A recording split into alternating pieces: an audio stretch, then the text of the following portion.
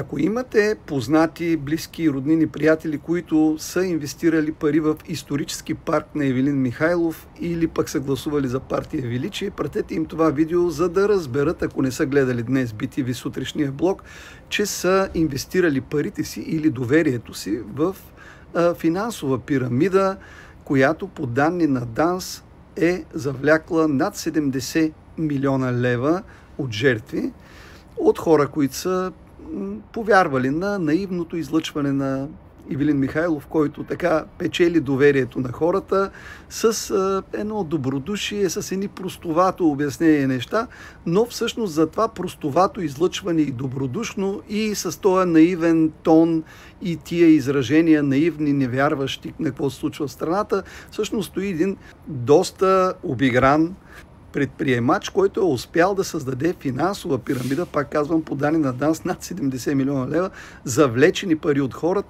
И показвам, защото чак сега става ясно, че още през 2019 година Комисията за финансов надзор е разкрила, че исторически парк е финансова, класическа понци схема, финансова пирамида, и какво е направила?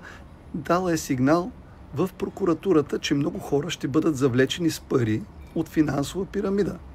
Какво е направила прокуратурата? Отказала е да образува досъдебно производство.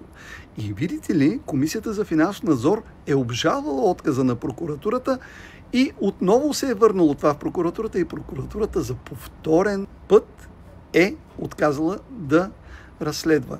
И какво става? От тогава Ивелин Михайлов е на трупчета в прокуратурата и е зависим от прокуратурата. Какъв по-удобен човек пореден да му се прави политическа кариера и партия и евентуално да го добутат до парламента, където да почне да говори пълни глупости с това наивно изражение, само общи приказки, без никаква конкретика и почна да се бори, моля ви, с кое? С незаконните сметища, защото замърсявали. Това да не е от вчера. И какво става сега?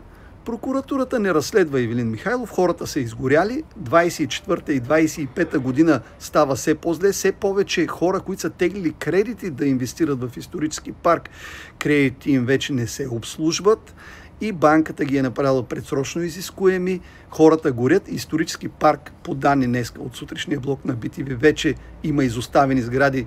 Ивелин Михайлов, доколкото разбирам, няма да продължава да го строи това нещо, но обикаля с ферарита из страната, да се среща с хора и да им обяснява как ще се бори с корупцията, докато той самия е зависим от прокуратурата, тъй като тя от 2019 отказва да го разследва.